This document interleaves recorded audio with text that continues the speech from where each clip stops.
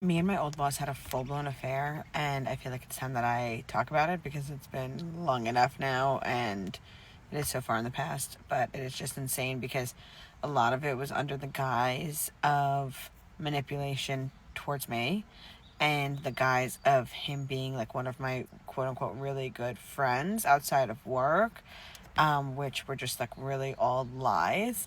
And I think like another reason why I'm comfortable talking about this now is because after like the affair ended on my end, because I was like, I'm not fucking doing this. This is insane. And I'll give more detail to that. Our friendship kind of fizzled out. And then after my sister passed, I have notified him that my sister passed. And he has never said I mean, like when I told him like my sister passed, he was like, oh wow, sorry to hear that. We have not spoken since. He's never reached out. And again, like this was all under the guise that this was a really good friend who was always like there to support me. So anyway, now I want to like talk about how it kind of like started. So I worked for this place for almost 2 years, and I would say I was working maybe 7 months before anything ever happened between me and him. And once it started, it was like very quick and intense, and then kind of, I won't say it lasted the entire rest of the time that I was there.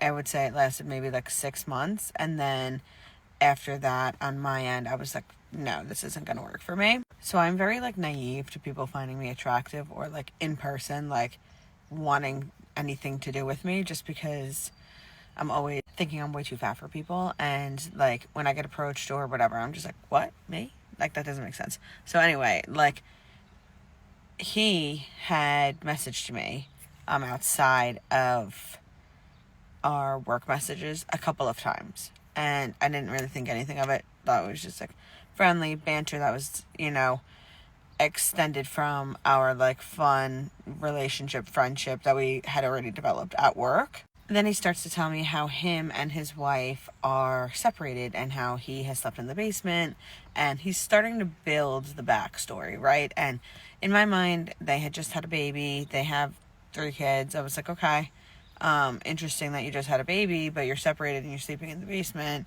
But okay, go on. So we started talking, and like I said, he's building like the backstory brick by brick. And then he's starting to ask me about me. He's like, well, I know you're single, because obviously, like, again, we were friends. Like, we spoke. I had a couple friends within who I worked with that, like, we all spoke about our dating lives, and we even hung out outside of work, and we would get drinks, blah, blah, blah. So he knew I was single, and he knew I was dating, and he was like, mentioned some like weird thing, like, oh, well, what's like your type? Like, what do you normally look for? And I explained the type of man I'm normally going for, and he's like, well, that's mostly me, da da da. Which, to be honest, the only box that he didn't check was that if in reality he was getting separated, right? Like, was that he had kids, because I'm not really looking for somebody who already has kids, because like I've been through that. I don't need the baggage. He did check like a lot of the other boxes. The other thing was like, he wasn't really that successful. He was my boss, but like he has some issues. So whatever. That's aside the point. So he's like, oh, I kind of check all those boxes, and I was like, oh yeah, like haha, but like you're married, whatever. And then he like double, triple, quadruples down on, no, like I'm separated, whatever. I want to know, like, would you ever be interested in me? Like, would that ever be something you can consider? Da da da da. Like going, into not detail, but like going into more specifics on like what I'm looking for. And I was like, well, like we have such a great friendship. Like I know you're saying you're separated, like that's messy, like, I don't know. And he's like, well, why don't we just like hang out? Like, let's go out on a date. Like, let's go, like whatever, get lunch. I don't even remember what we first did, to be honest. So we start going out, we start hanging out, and most importantly, we start talking. Like, we are literally talking all day, every day, constantly, 24/7. And so this is why, in my mind, it made sense that him and his wife were actually separated, because ain't no way you're in a relationship with somebody and you're speaking as much on the phone and texting as me and him were. Yes, we were already seeing each other every single day at work. We were getting lunch every single day. He was paying. He, like, bought me random like little things, and when we were not at work, we were constantly communicating. So I was like, okay, like he must really be separated, because if you have a wife and 3 young kids, there's no way you're taking care of the kids and she sees you like all day. It isn't like, who the hell are you talking to, right? That's me. That's my logic. Again, this was several years ago, I was younger, more naive, more vulnerable because I wanted to be loved, right? So, and he also, was saying a lot about like our future, where now I'm like, okay, love bombing.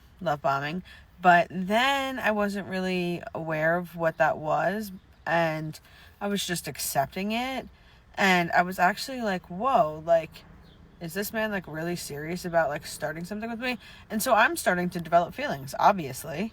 And I think I'm gonna like continue in a part 2 because this is where things like quickly became above PG-13, I'm gonna say. And he started filling me in on how that was like really the biggest missing. Hold, please. Okay, yeah, how that was really like the biggest missing piece in their relationship, and that's what drove like the biggest wedge, because he was just very unsatisfied. And obviously with her being like a mom of 3, whatever, she wasn't able to like fulfill that satisfaction. That plus all of the very deeply emotional things that he was talking and telling me about, I was like feeling a lot of pressure to fill that void in his life. And quickly things became very, like I said, above PG-13. And this is where I think I'm going to make a part 2, because I want to like kind of go into detail about things that he would do to manipulate me to, I'm sorry, there's a hospital and they must be like taking somebody to the hospital. Yeah, how he would like manipulate me into doing things maybe I wasn't necessarily comfortable with for him to fulfill that need, because I was thinking like we were really like starting a real relationship. And this is like super annoying. I don't actually think I've ever done a part 2, but like I'm gonna do a part 2, so go there.